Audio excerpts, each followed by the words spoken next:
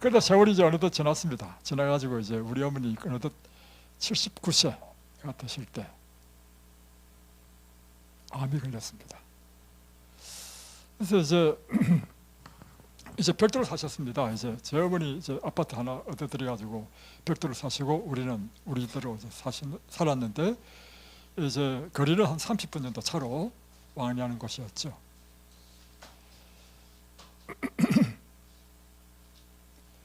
근데 제가 이야기했죠. 어머니, 이 수술하실랍니까? 아니면 천연치료 하실랍니까? 왜냐하면 저는 이 천연치료에 대한 교회를 개척해가지고 분당에서 이 천연치료에 대한 세미나도 열고 사람들을 돕는 일을 했단 말이에요. 그러니까 사람들에게 직접 이제 도와주는 일을 하기 때문에 제가 이제 그 장단점을 쫙 설명해 드렸습니다. 하니까 우리 어머님이 듣더니만 천연치료 하겠다. 그래서 제가 천연치료하는 방법을 가르쳐 줬습니다. 금식시키고 다음에 채식으로만 하고, 그래서 가까이에 제 여동생이 있었습니다. 제가 돈은 내야 될 테니까 제 여동생이 이제 모든 걸 다 도와주는 걸로 그렇게 이제 했어요. 했는데 이제 아주 좋아졌어요. 그래서 한 3년쯤 지났는가 하니까 어느 날, 근데 3년 지나면 좋아지니까 사람이 다시 옛날의 생활로 돌아가는 거예요. 그러니까 먹고 싶은 거 막. 여러분 식욕이 얼마나 강한지 몰라요. 다시 옛날 생활 돌아가니까 이게 암이 번졌는가 봐. 어느 날 자전거를 타고 가다가 넘어지셨는데 뼈가 부러지셨어. 그래서 병원에 딱 가보니까 이미 암이 온몸에 다 퍼져가지고 뼈가 두부처럼 허물허물해져서 그렇다는 거예요. 이제는 한 2달밖에 못 사신다고 이제 호스피스 병동을 옮기라는 거예요. 그래서 이제 그렇게 생각하고 있었는데 제가 저한테 한 말이 있습니다. 여보, 우리 어머님을 우리 집으로 모십시다. 왜? 그러니까 우리 어머님이 예수도 모르고 이렇게 돌아가시면 이 세상에 얼마나 불쌍한 사람이 되냐고. 야, 그렇게 옛날에 막 핍박받고, 사실 제가 정상적인 사람 같으면 이 정신적인 충격으로 좀 이상이 올 정도로 그렇게 말도 못하게 핍박받았습니다. 예. 여러분 상상 안 갑니다. 그 이야기를 자세히 못합니다. 예.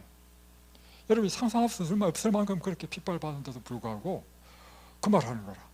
그러니까 저는 아들이잖아요. 피는 강합니다. 그러니까 나는 땡큐야. 그래서 그래요, 그렇게 하십시다. 우리 집으로 모셨단 말이에요. 모실 때요, 뼈가 부러졌으니까 이제 앰뷸런스인가 그렇게 해가지고 이제 딱 이렇게 오셨어요. 그때부터 저희 집에서요, 이 이덴벨리 사는 것처럼 똑같이 했습니다. 날마다 채식으로 공급하고, 저는 아침 저녁으로 말씀을 가르쳤습니다. 왜냐하면 제가 믿는 확신은 하나님의 말씀은 생명의 뜻이라. 이 생명의 뜻이 사람에게 들어가면요, 유전자의 변화를 일으켜요. 그래야 사람이 치료하자는 거라. 유전자를 치료하는 것이 강력한 것은 뜻입니다. 그래서 아침 저녁으로 하니까 제가 어느 날 제 어머니가 어느 날 저를 빤히 쳐다봐요. 그래서 저한테 묻는 거라. 예, 아들아. 예. 너 대학까지 나왔지?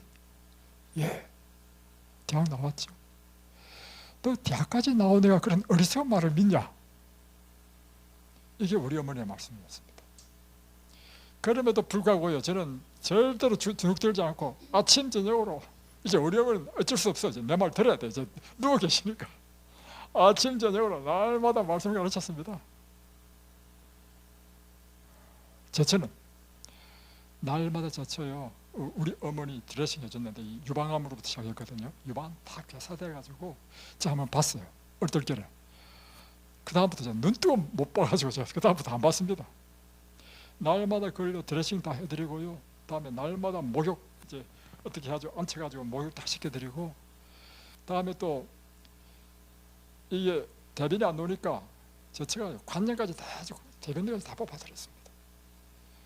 그러니까 우리 어머니가 얼마나 미안하겠어요. 우리 어머니가 갖고 있는 두려움이 있었습니다. 그 두려움이 뭐냐면, 내가 우리 며느리한테 한 것 때문에 며느리가 그 마음속에 안심을 품고 있을 것이다. 그리고 내가 나이가 들면 우리 며느리가 나에게 복수할 것이다. 이런 마음의 두려움이 있었습니다. 그 두려움이 딱 있었는데 지금 복수는커녕 지금 막 자기 항문까지 이렇게 파주고 나중에 파졌습니다. 안 돼가지고. 우리 어머니가 얼마나 감동을 받았는지. 오늘 목욕을 하는데요, 이게 딱딱한 이 유황이에요. 목욕하는데 이게 갑자기 몰랑몰랑해지면 툭 하면서 막 쫙 흘러내리는 거예요. 그러면서 유황이 몰랑몰랑해졌어. 그래서 그걸 제 여동생한테 전화를 했어. 여동생이 믿지를 않는 거라. 그래서 당장 차를 타고 와가지고 달려오더니만 딱 만져보더니만 막 제 여동생이 눈물을 펑펑 흘려. 그러다가요, 단 일주일 만에요, 뼈가 부러진 사람이 어떻게 걷는지 모르겠는데 일주일 만에 걸었습니다. 와, 세상에. 그리고 우리 어머니가 이제 병원에 계실 때, 다음에 우리 집에 올 때, 제가 그때 이제 남양주에 있는 한 교회에서 이제 목회를 할 때니까 우리 교인들이 방문 왔거든요. 방문 오고 우리 집에도 방문 오고 그 현장을 봤어. 그런데 일주일 만에 딱 걷고 난 다음에요, 그때도 방문 왔는가, 우리 교인들이 그걸 본 거야. 우리 교인들 전부 놀랐어. 와, 이런 일이 다 있나. 한편 날마다 아침 저녁으로 말씀을 전하니까요, 어느 날 제 어머니가 또 저를 또 빤히 쳐다봐. 우리 어머니가 빤히 쳐다보기만 하면 내 가슴이 철렁해. 할 이야기가 뭐냐면, 예, 아들아, 근데 이번에 목소리가 좀 부드러워. 그래서 예, 내가 네 말 듣고 보니까 땡 잡았다. 왜요? 내가 예수를 믿고 영생을 얻고 천국에 가니 이보다 더 땡 잡은 일이 어디 있느냐. 여러분, 그래서 믿음은요, 들으면서 납니다. 우리 홍수님 보십시오. 날마다 들으니까 사람이 바뀌잖아요. 지금 완전히 180도 바뀌었어. 왜 제가 우리 이혜지 씨 오시라는지 아십니까? 와, 내가 우리 부부가 감당이 안 돼가지고 도저히 안 되겠다, 부인을 불러야 되겠다. 그래서 불렀거든요. 지금은요, 이제 가시렸습니다. 왜냐하면 지금 없어요. 홍수님이 완전히 180도 바뀌었어요. 생각에서부터 태도에서부터 모든 것이 다. 왜요? 믿음은 들으면서 나기 때문입니다. 여러분, 그래서 제일 좋은 것은 날마다 이 하나님의 말씀을 듣는 것입니다. 제 경험해보니까 날마다 말씀을 전하니까요, 바위 같은 바위도요 깨지더라고. 자, 전도를 한번 해보니까 이 사람은 도저히 예수를 안 믿을 사람, 이런 사람 있잖아요. 제가 어떤 느낌이 드냐면, 말씀을 전하면서 어떤 느낌이 딱 들었냐면, 내 마음속에 이 사람은 바위고 내가 지금 말씀 전하는 것이 계란 있죠, 몰랑몰랑 계란, 계란을 던지는 그런 느낌이 있는 거라. 그러면 바위에 계란 던지면 뭐가 깨집니까? 계란이 깨지잖아요. 말씀이 안 들어가. 근데 나중에요, 어느 날 계란을 딱 던졌는데 바위가 쭉 갈라져 버렸어. 이야!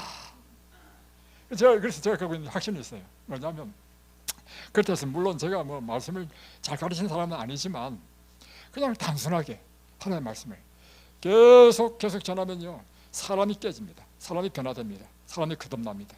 그뿐만 아니라 사람이 치유됩니다. 그때부터 우리 어머님이요, 이제는 말씀 듣는 시간이 너무 행복해. 근데 제가 이제 사실 뭐 교회 일하다 보면 뭘 준비를 하고 하다 보면 늦을 때가 있잖아요. 제가 그 시간 못 맞추면요, 저를 부릅니다. 아들아, 오늘 왜 예배 안 드리냐. 또 지금까지도 예배 드려. 또 저녁에 너무 하다가 바쁘잖아요. 아들아, 왜 예배 안 드리냐. 완전히 바뀌어버렸어. 말씀이 너무너무 재밌어요. 이제 이분이 교회가 나가기 시작했어요.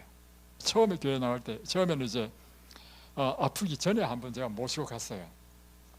모시고 갔는데 그때요, 우리 교인들이요, 우리 어머니 얼굴 딱 본 다음에 너무너무 무서워했어. 완전히 호랑이상이야. 그리고 막 우리 교인들이 무서워했어. 그런데 놀라운 사실은요, 날마다 말씀으로 변화되고 말씀으로 변화되다 보니까요, 나중에 이제 교회 나가잖아요. 이제 아프고 난 다음에 천사의 얼굴 바뀌는 거라. 교인들이 할 이야기가 뭐냐면, 어머니 얼굴이 천사의 얼굴로 바뀐다는 거야. 근데 이것도 막 계속 다녔거든요. 처음에는 안식만 갔습니다. 그러다 다음에 금요일 안식, 다음에는 화요일 금요일 안식, 다음에는 교회 다니는 것이 재미를 붙였어. 그래가지고 제가 방문 가는 날도 따라가려고 하는 거야. 왜냐하면 방문 가보니까 참 재밌는 게 뭐냐면, 여러분 제가 경험한 바로는요, 교회 생활만큼 재밌는 게 없습니다. 앞으로 여러분 두 분 교회 가시면요, 교회 생활 해보십시오. 왜냐? 교회는 다양한 사람이 와. 방문 가면 이런 사람의 삶의 이야기를 듣고, 또 저집 방문하면 저집 사람의 삶의 이야기를 듣고, 얼마나 재밌는 일입니까?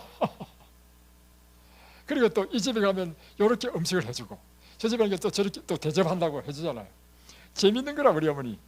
그래서 교회 다니면서 재미를 붙였어. 그래가지고요, 통증도 없고요, 건강히 사셨습니다. 그래서 저는 확신하는 게 뭐냐면, 제 확신은 그렇습니다. 이게 모든 사람이 다 적용되는지는 모르겠지만 제 확신은 이렇습니다. 우리가 하나님께서 말씀하신 대로 먹고 마시고 생활하고, 그리고 하나님의 생명의 말씀을 날마다 우리가 먹으면 반드시 일어나는 일이 있는데, 생명의 현상이 일어난다. 육체는 치료되고 영혼은 거듭나고 사람은 새 사람이 되고.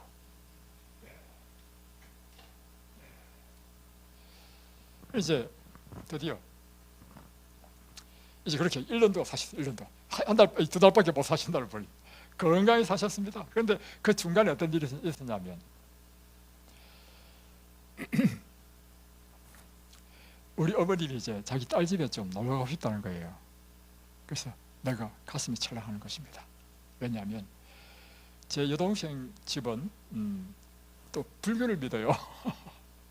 그러니까 이런 음식에도 이제 뭐 구별이 없으니까, 그래서 처음에는 안 된다 했습니다. 안 된다는데 뭐 딸 집에 가고 싶다는데 보내드려야 될 거 아니에요.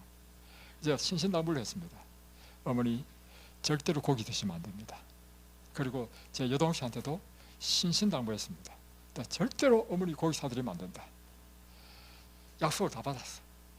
가셨어. 갔다 오시면 일주일 갔다 오시거든요. 근데 이상한 게 뭐냐면, 일주일만 갔다 오시면 몸이 너무너무 안 좋아져. 그 처음 날은 어떻게 생각하냐면, 그래서 물어봤어요. 어머니 고기 드셨습니까? 절대 안 먹었대. 여동생한테 또 물어봤어요. 절대 안 사줬대. 그 이상한데. 왜 그럴까? 그래서 또 이제 우리가 또 열심히 또 치료했어.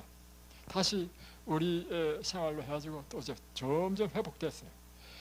회복돼서 또 날만 이제 정상적인 상태가 되면 또 가고 싶다는 거야. 또 보내드려. 또 갔다 오면 똑같은 패턴이 이루어져.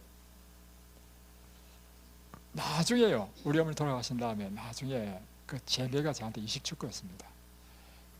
우리 장모님이 와가지고 내한테는 이제 자기 딸한테 이야기하면 딸이 절대 안 된다 하니까, 자기한테 사위죠 와가지고 하는 이야기가, 김서방 고기 좀 사줘. 안 된다 그러니까, 너는 이 장모가 불쌍하지도 않나. 장모가 불쌍하지도 않나, 이 말에 이 사위가 마음이 무너져 버린 거야. 그래가지고 사주겠다는 거예요. 여러분, 제가 경험한 바로는 이것입니다. 원인 없는 결과는 절대 없습니다.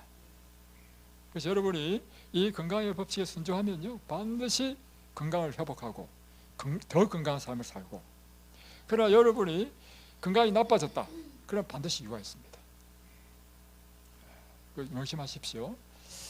그래서 이제 우리 어머니 왜 돌아가셨느냐? 이제 우리 큰딸이 이제 결혼을 할 때 보통 이제 뷔페에서 하잖아요. 이제 그 큰 뷔페 식당에서 이제 하는데, 결혼식 끝나고 나면 장소를 옮겨가지고 뷔페 식당에서 점심을 먹는데, 저는 이제 혼주가 되다 보니까 막 인사드리는 데가 바쁘잖아요. 그럴 때 우리 어머니 기회는 있다다 하고는요, 육류를 한 접시, 다음에 그동안 먹고 싶었던 생선으로 한 접시, 2접시를 막 엄청 많이 드실 거라. 그날 저녁에 탁 들어 누우시고는요, 회복이 안 되셨습니다. 그래서 돌아가셨습니다. 자, 이제 돌아가실 때 그 과정을 저희 집에서 마지막 임종을 다 봤거든요. 그 과정을 쭉 보면서 우리 어머니가 사랑 고백을 다 하고, 가족들한테 자기 죄를 회개하고, 그리고 맨 마지막에 이제 임종 깔딱깔딱할 때 물어봤습니다. 어머니, 천국 가시면 이제 우리가 죽고 이제 예수님 재림하실 때 부활할 텐데 그럼 우리 천국 간단 말이에요. 천국 가면 제일 보고 싶은 사람이 누구예요? 물었어. 제 어머니 하시는 말씀, 하나님이 제일 보고 싶다는 거예요. 와, 세상에. 또 물어봤어요. 그러면 두 번째는 누가 보고 싶습니까? 물어봤어요. 내 며느리가 보고 싶다. 그래서 제가 이야기했어요. 어머니 아들이면 끔뻑 죽잖아요. 아들 아니야, 아들. 그러니까, 아니다. 아들은 별 볼 일 없어 이제. 며느리 보고 싶다는 거예요. 야, 제가 얼마나 감동을 받았는지. 여러분, 그랬어요. 여러분의 치유를요, 어렵게 생각하시면 한없이 어렵고요, 쉽게 생각하면 쉽습니다. 어떻게 생각하시냐면, 하나님께서 우리에게 주신 말씀대로 살면 하나님께서 당신의 말씀대로 우리에게 이루십니다. 그래서 모든 것 하나님께 맡기고 의지하고 하나님의 뜻대로 먹고 마시고 자고 생활하고 그리고 하나님을 사랑하고 그러면요, 병이 여러분 몸에 붙어 있을 수 없습니다. 다 떠납니다. 여러분, 저는 그래서 제가 이제 처음에 이든벨리 해가지고 처음에는 의학적인 연구를 많이 했습니다. 뭔가 의학적으로 좀 설명하려단 말이에요. 세월이 쫙 지나면서요, 그거 다 소용없는 일이야. 제 느낌으로 다 소용없는 일이고요. 하나님께서 성경에 보면 의학적인 내용이 뭐 그렇게 자세하게 이야기해주지 않았어. 뭐 케톤이 뭔지 무슨 뭐 DNA가 뭔지 설명이 하나도 없어. 자, 쭉 이든벨리를 몇 년도 하면서 느낀 게 있습니다. 의학적인 지식 복잡하게 할 필요 없고 우리 이 입소자들에게 단순하게 하나님께서 우리에게 먹고 생활하고 하도록만 가르치고 실천하도록 하면 다 낫는다. 그게 제 확신입니다. 그렇게 하시면 여러분 낫습니다. 믿으십니까? 이 정인이잖아요. 정인. 여기 이제 얼마나 좋아지셨는지. 사람들이 이야기하더구만. 뒤에서 걷는 걸 보시고 저분 걸음이 달라졌다고. 이 법칙입니다. 자, 오늘 성경 공부는 드디어 열왕기 하로 넘어가겠습니다.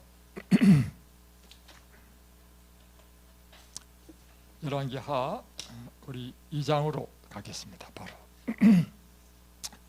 이제 엘리야가 성천하는 장면입니다. 1절, 여호와께서 회오리 바람으로 엘리야를 하늘로 올리고자 하실 때 엘리야가 엘리사와 더불어 길갈에서 나가더니.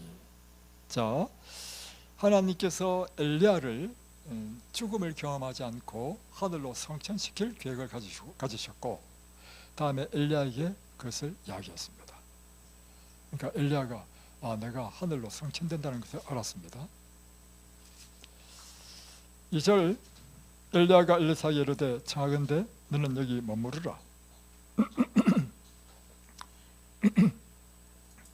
여호와께서 나를 베델로 보내시느니라 하니 엘리사가 이르되 여호와께서 살아계심과 당신의 영혼이 살아있음을 두고 맹세하노니 내가 당신을 떠나지 아니하겠나이다 하는지라.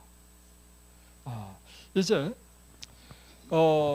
마지막 이제 여행을 하고 있는데 엘리야는 엘리사와 함께 어디로 가냐면 처음에 1절에 보면 길갈을 갔고 두 번째는 베델을 갑니다. 세 번째는 또 4절에 보면 여리고로 갑니다. 이 길갈, 베델, 여리고는 공통점이 있습니다. 왜 엘리야가 이 세 군데를 갔는가? 이곳이 선지자 학교를 세운 곳이고 이 선지자 학교의 생로들을 만나가지고 엘리야는 그들에게 마지막 본면의 말을 하기 위하여 이 세 군데를 방문한 것입니다. 근데 이제 길갈에서 베델까지는 12km, 베델에서 여리고까지는 20km, 또 여리고에서 요단으로 간단 말이에요. 그것은 한 8km 됩니다. 도합 40km를 이날에 여행했으니까 거의 하루 종일 이 여행을 한 것을 볼 수 있습니다. 이게 뭐 하루인지 이틀인지 모르겠지만, 자 여기 보면 그때 이제 엘리야가 엘리사에게 이야기하기를 내가 베델로 가려고 하니까 너는 이 길갈에 머물라 했습니다. 이게 무슨 뜻인가? 그리고 그 말 하니까 엘리사가 이야기하기를 여호와께서 살아계심과 당신의 영혼이 살아있음을 두고 맹세하노니 내가 당신을 떠나지 아니하겠나이다. 이 성경은요 굉장히 어렵습니다. 어떤 의미에서는. 그래서 성경의 이 말의 뜻이 무엇인지를 먼저 이해를 해야 됩니다. 첫 번째 이야기한 것은 이것입니다. 엘리야가 엘리사에게 말하는 너는 여기 머물라는 의미는 뭐냐면 너 이제 나를 따라오지 마. 쉽게 표현하면 너는 이제 네가 할 길을 가 이 말입니다. 나는 이제 성취할 거니까. 다시 표현하면 엘리사를 시험하는 것입니다. 네가 그래도 끝까지 나를 따를래? 아니면 너 옛날에 부유한 생활로 돌아갈래? 이 말입니다. 이럴 때 엘리사 한 말이 뭐냐면 여호와께서 살아계심과 당신의 영혼이 살아있음을 두고 맹세하노니 내가 당신을 떠나지 아니하겠나이다. 이 말은 뭐냐면 저는 이제 제 예상을 다 버렸습니다. 저는 오직 주님의 길을 따르겠습니다. 이것에 대한 확고한 의지를 나타낸 것입니다. 이 3절에 보면 이제 또 베델을 갔습니다. 베델을 가니까 그 베델을 또 선지자께서 생도를 만나고 그들에게 군면의 말을 하고 다음에 또 어디로 가냐면 이제 있을 때 3절에 보면 베델에 있는 선지자들의 제자들이 엘리사에게로 나와 그에게 이르되 이제 엘리사에게 말합니다. 제자들이 여호와께서 오늘 당신의 선생을 당신의 머리 위로 데려가실 줄을 아시나이까? 이게 묻습니다. 그러니까 나도 또한 아노니 너희는 잠잠하라. 이게 뭐냐면 이미 이 선지자의 생도들도 뭘 알았냐면 엘리야가 성천할 것을 계시를 받았다는 것입니다. 그러니까 엘리사에게 당신의 선생이 지금 당신 머리 위로 올라갈 것을 아십니까? 이렇게 물은 거예요. 그러니까 엘리사 역시 그것을 알았습니다. 계시를 받았기 때문에 나도 안다. 잠잠하라 말이에요. 또 4절에 보면 이제 엘리야가 또 이제 베델을 떠나서 여리고로 가려고 할 때 또 이야기하기를 너는 여기에 머물라. 또 두 번째 시험을 하죠. 그럴 때 엘리사가 여호와께서 살아계심과 당신의 영혼이 살아있음을 두고 맹세하노니 나는 당신을 떠나지 아니하겠나이다. 해서 또 여리고까지 갑니다. 그 여리고에서 또 선지자 생도를 만났는데 5절에 보면 여리고에 있는 선지자의 생도들이 엘리사에게 또 말하는 것입니다. 당신 선생이 당신 머리 위로 올라가는 걸 당신 아느냐? 그러니까 나도 안다. 지금 이런 상황입니다. 그리고 6절로 넘어가면 엘리야가 또 엘리사에게 이르되 청하건대 너는 여기 머물라. 여호와께서 나를 요단으로 보내시느니라. 세 번째 시험합니다. 내 요단으로 가야 되겠다. 너 여기 머물라. 나를 따르지 마라 이 말이죠. 그러니까 세 번째도 엘리사는 이야기하기를 나는 끝까지 당신을 따르겠습니다. 그래서 함께 이제 갑니다. 7절 선지자의 제자 50명이 가서 멀리 서서 바라보네. 자 요단으로 가는 두 선지자를 바라보면서 50명의 선지자 생도들이요 그들을 볼 수 있는 곳에서 높은 언덕에서 바라보고 있는 것입니다. 자 8절 엘리야가 곁옷을 가지고 말아 물을 치매. 엘리야가 곁옷을 벗고 물을 막 치니까 이 요단강이 쫙쫙쫙 갈라지는 것입니다. 그리고 그 두 사람이 마른 땅을 지나가는 거예요. 기적이 일어났죠. 자 9절 이제 강을 건넌 다음에 엘리야가 엘리사에게 말합니다.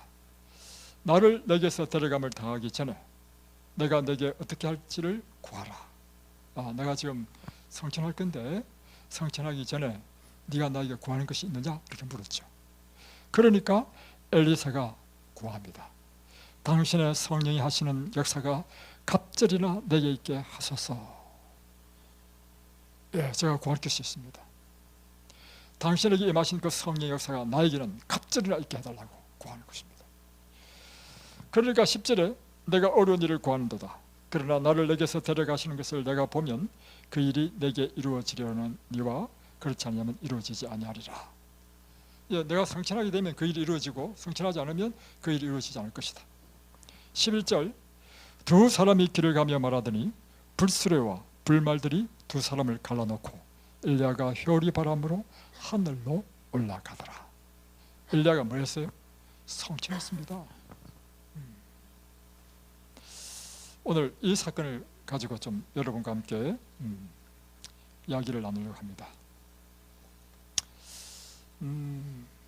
지금 여기서 엘리야가 더위는 죽음을 경험하지 않고 살아서 성천했잖아요.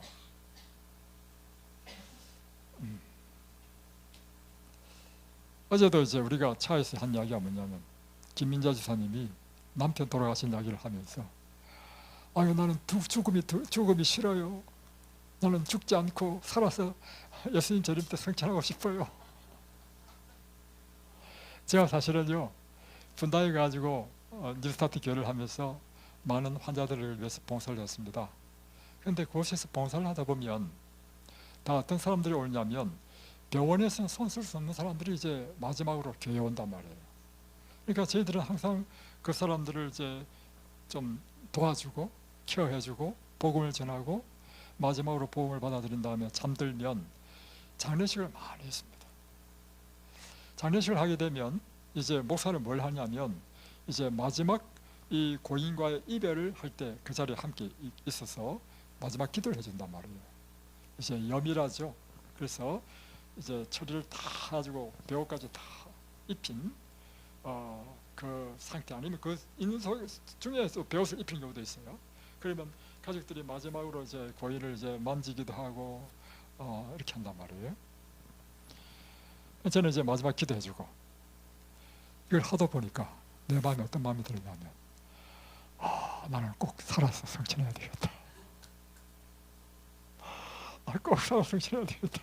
이거 너무 끔찍하다. 이거 내가 이 죽은 사람의 모습으로 나도 언날에 죽으면 그렇게 될 거 아닙니까? 이 엘리야는요 우리에게 무엇의 표상이냐면 예수님 재림하실 때 우리가 만약에 살아있다면 그리고 우리가 구원받는 사람이라면 우리는 어떻게 될까요? 죽음을 한 번도 경험하지 않겠죠. 죽음을 경험하지 않은 상태에서 어떻게 되느냐면 불멸의 몸으로 변화를 입어. 그리고 지난번에 우리 지승배 목사님이 이야기한 것처럼 이제는 신령한 몸으로 변화를 입는 것입니다. 이제 4차원의 존재가 되는 것입니다. 그래서 하늘에 가게 되는 것입니다. 그래서 엘리야는 무엇의 표상이냐면요 마지막 시대 때 예수님 재림 때 살아서 구원받아서 죽음을 경험하지 않고 불멸의 몸을 입고 하늘에 갈 사람을 대표하는 거라. 그래서요 마태복음 17장에 보면 예수님께서 계실 때 어느 날 예수님께서 12제자 가운데 세 제자를 뽑잖아요. 베드로, 요한, 야고보 이 세 제자를 뽑아가지고 그가 한 산에 올라갑니다. 한 산에 올라가서 밤새도록 기도를 하는데 밤새도록 기도하다 보니까 세 제자들은 잠이 들었단 말이에요. 잠이 들었는데 갑자기 주인이 환하게 됐어. 빛이 환하게 되니까 잠이 깨버렸어. 보니까 예수님께서요 완전히 빛의 몸으로 바뀌어버렸어. 그 옷이 막 빛처럼 눈 뜨고 볼 수 없을 만큼 희게 빛이 나고 그런데 가만히 보니까 그 옆에 엘리야와 모세가 있는 것입니다. 엘리야와 모세와 함께 예수님께서 대화를 해. 이 마태복음 17장은요 우리에게 무엇에 대한 표상이냐면 엘리야는 예수님 재림 때 살아서 변함을 입어서 엘리야가 죽지 않았잖아요. 죽음을 경험하지 않고 구원 얻을 사람을 대표하고 모세는 죽었죠. 죽었지만 유다서 9절에 보면 모세는 죽은 이후에 예수님께서 그를 부활시켜서 성천시킵니다. 그래서 죽음을 경험했지만 부활을 해서 하늘에 간 사람을 대표하는 것이 모세라. 그러니까 예수님이 재림하실 때 우리는 두 부류 중에 하나 포함됩니다.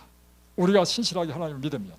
그것은 예수님께서 재림하실 때까지 우리가 살아있으면 우리는 엘리야처럼 죽음을 경험하지 않고 성천하실 것이요 모세처럼 그 전에 우리가 죽었다 할지라도 이제는 예수님께서 재림하실 때 부활시켜서 불멸의 몸으로 변화시켜서 하늘에 데려갈 사람의 표상이라는 것입니다. 그래서 사도 바울은요, 데살로니가서 4장 16절에 이렇게 말씀했습니다. 찾아보겠습니다. 사도전 4장 16절, 주께서 호령과 천사장의 소리와 하나님의 나팔 소리로 친히 하늘로부터 강림하시리니. 그러니까 이것은 예수님께서 재림하실 때죠. 그리스도 안에서 죽은 자들이 먼저 일어나고, 예수님을 믿고 먼저 잠든 사람, 죽은 사람이 불멸의 몸으로 부활한다는 것입니다. 17절, 그 후에 죽은 사람이 부활한 다음에 우리 살아남은 자들도, 이게 뭐냐면 예수님께서 재림하실 때 살아서 예수님을 재림하는 사람들도 그들과 함께 구름 속으로 끌어올려 공중에서 주를 영접하게 되리니, 그리하여 우리가 항상 주와 함께 있으리라. 놀라운 약속이죠. 그래서 사도 바울은요, 우리가 죽은 다음에 상태가 어떻게 될 것인지를 계속해서 이야기해주고 있습니다. 고린도 교회 교인에게는요, 고린도전서 15장에 잘 나타나 있습니다. 한번 보겠습니다. 고린도전서 15장에 보면 이게 부활장이라는데요, 15장 42절, 죽은 자의 부활도 이와 같으리니 썩을 것으로 심고 썩지 않을 것으로 다시 살며. 이 말이 뭐냐면 우리가 죽을 때는 썩을 몸으로 죽었다는 것입니다. 그러나 우리가 부활할 때는 썩지 아니할 몸으로 부활한다는 것입니다. 43절, 욕된 것으로 심고 영광스러운 것으로 다시 살아나며. 그 전에 우리는 죄인이었죠. 본성이 죄로 타락해서 죄인이었는 이 부정한 존재였는데 우리가 부활할 때는 영광스러운 존재로 부활한다는 것입니다. 약한 것으로 심고 강한 것으로 다시 살아나며. 그러니까 우리가 예수님 재림 전에 우리의 상태와 예수님 재림 이후에 변화된 우리의 상태를 이렇게 설명하고 있습니다. 44절, 육의 몸으로 심고 신령한 몸으로 다시 살아나나니. 지금 우리는 다 육의 몸이잖아요. 육을 갖고 있는 몸. 이제는 다시금 부활할 때는 신령한 몸으로 부활한다는 것입니다. 다음에 또 어디를 보시냐면 51절 보십시오. 보라, 내가 너에게 비밀을 말하노니 우리가 다 잠잘 것이 아니요 마지막 나팔의 순식간에 호련히 다 변화되리니. 우리가 그러니까 죽음이 끝이 아니라는 것입니다. 잠잔다는 것은 죽은 상태를 이야기하죠. 내가 너에게 비밀을 말해주겠다. 우리가 다 잠잘 것이 아니요 마지막 나팔, 예수님께서 재림하실 때 순식간에 호련히 다 변할 것이다. 이제 썩지 않을 몸으로, 신령한 몸으로. 나팔 소리가 나며 죽은 자들이 썩지 않을 것으로 다시 살아나고 우리도 변화되리라. 이 썩을 것이 반드시 썩지 않을 것을 입겠고 이 죽을 것이 죽지 않음을 입으리라. 이것이 부활입니다. 여러분, 이 부활에 대한 영광스러운 소망을 믿으시나요? 기독교는요, 한마디로 표현하면 이 소망이 우리 신앙의 중심입니다. 그래서 예수님이 우리 삶의 전부인 이유가 뭐냐면 그 부활의 소망을 이루시는 분이 예수님이시오. 그러니 예수님이 우리의 신앙의 전부인 것입니다. 그런데 여러분이 이 부활에 대한 소망을 분명히 이해를 하게 되면 예수님께서 하신 모든 말씀이 이해가 됩니다. 여러분, 이 부활에 대한 소망이 불확실해지면요, 예수님의 하신 말씀이요 좀 이해가 안 될 수 있습니다. 뭐냐? 자, 보십시오. 마태복음 13장에 보면 예수님께서 천국은 마치 이와 같으니 하고 설교하실 때 농부가 밭을 가다가 그 밭 속에 감추어진 보물을 발견했다. 그 보물을 발견하고는 자기 집으로 돌아가서 모든 재산을 다 팔아가지고 그 밭을 샀다. 그 밭에 사는 목적이 뭐예요? 보물을 얻기 위해서. 천국 밭이 구했다는 것입니다. 그러니까 이 보물은 예수님이란 말이에요. 예수님뿐만 아니라 이 보물은 뭐냐면 예수님이 우리에게 주실 이 영광스러운 부활, 영광스러운 몸, 영생, 하늘나라, 다 포함하는 것입니다. 예.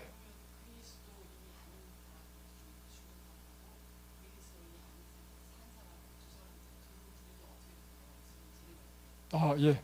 그것이 이제 요한계시록에 나타나는데, 예수님 재림하실 때 구원받지 못할 모든 사람은요 다 죽습니다. 다 죽고, 다음에 구원받지 못할 사람, 이미 죽은 사람은 그냥 죽은 사람으로 그대로 있고, 다음에 요한계시록 우리가 20장을 보게 되면, 그리고 우리는 하늘에 가서 1000년 동안 우리가 산 다음에 1000년 후에 다시 이 땅으로 옵니다. 그때 이 땅에서 먼저 일어나는 일이 뭐냐면, 구원받지 못할 모든 죽은 사람들을 다 부활시킵니다. 이때 부활은요 구원을 위한 부활이 아니고 심판을 위한 부활입니다. 그럴 때 그들의 생애를 파노라마처럼 쫙 보여주는 것입니다. 그럴 때 그걸 보고 하나님께서 수없이 기회를 줬는데 내가 그 기회를 소홀히 한 것에 대하여 스스로 내가 멸망받는 것이 마땅하다는 것을 인정하는 것입니다. 그래서 하나님은 사랑이시고 그분은 공의이시다, 그런 것을 죽어가는 멸망받는 악인들도 인정할 수밖에 없도록 하신 다음에, 하나님께서는 그게 공정한 거예요. 인정하신 다음에 하늘에서 불이 내려가지고 유황불에 모든 사람을 다 소멸시킵니다. 이게 바로 성경에서 말하는 지옥이라는 것이에요. 지옥이란 사람이 죽자마자 구원받지 못한 사람이 영원토록 죽지 못하는 그런 어떤 불구덩이에 있는 것이 아닙니다. 지옥이란, 성경에서 말하는 지옥이란 1000년 후에 부활한 악인들을 완전히 소멸시켜서, 그들이 흙에서 나왔죠, 다시금 원래 흙으로 돌아가게 만드는, 그럼 불 다 태워버리면 끝나죠. 꺼져버립니다. 없어지는 거예요. 그래서 이제 이 지구를 완전히 죄가 없는 새로운 새하늘과 새 땅으로 창조해서 이 새하늘과 새 땅에서 우리가 살게 된다는 것입니다.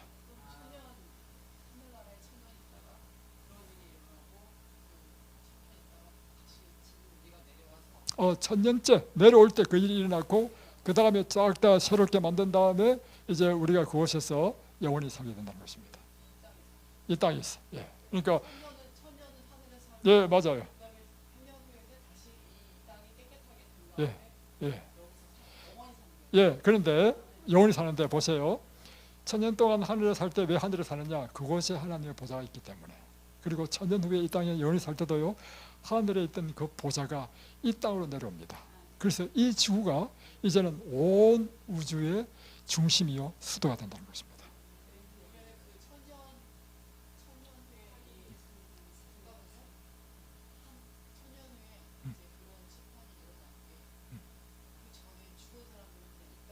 예, 그대로. 예.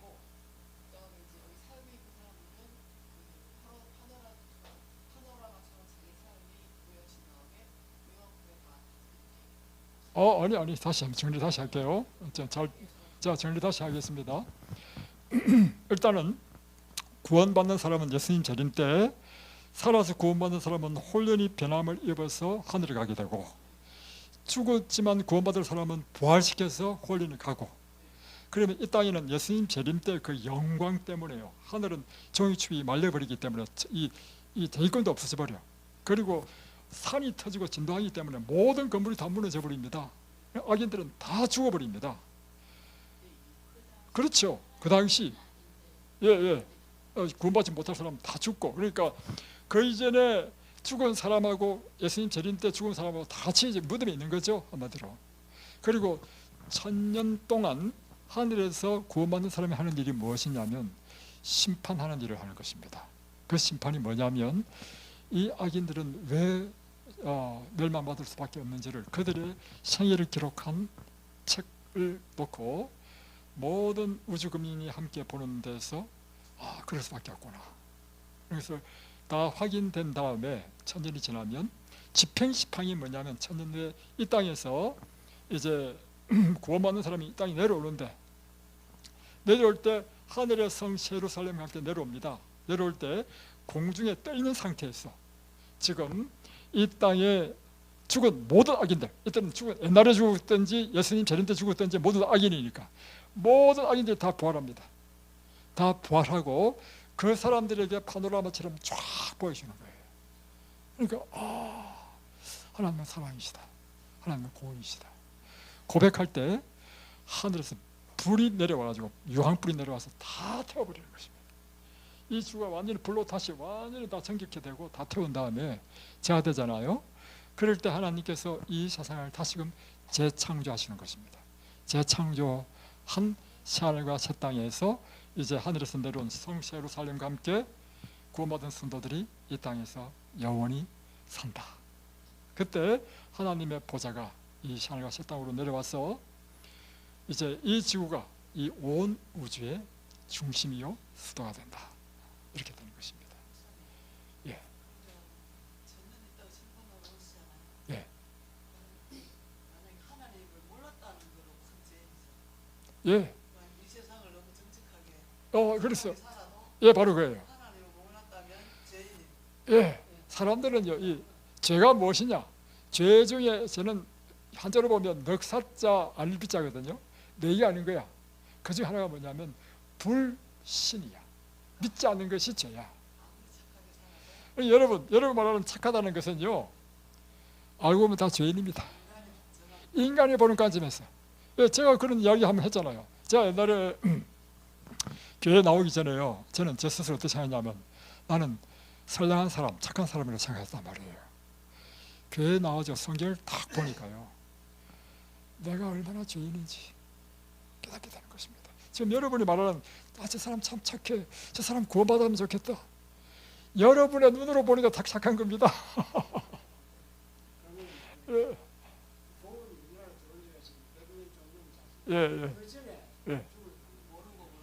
예. 그것에 대해서 로마서에 나와 있습니다. 로마서에 나와 있기를요, 우리의 양심에 따라 정직하게 살았을 때 하나님께서 그들을 이제 그렇게 판단하신다는 말이 있거든요. 그런데 그 양심이라는 것도요, 사람마다 다 달라. 사실은 양심이요 다 똑같은 줄 아십니까?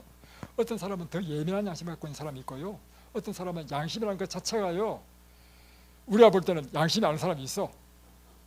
그래서 제가 보는 관점은 그렇습니다. 뭐냐면 우리의 제일 퀘션 마크가 그거잖아요.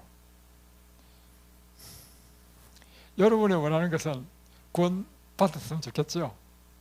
하나님께서도요. 근데 심판은 하나님께서 하시기 때문에 우리가 왈가왈부할 수 없고, 우리는 단지 이 성경을 기초로 해서 그리스도를 믿음으로 우리는 구원을 얻는다, 이렇게만 이야기할 수밖에 없다는 것이죠. 오늘 뭐 질문 받다 보니까 이대로 마쳐야 되겠습니다. 제가 기도하겠습니다.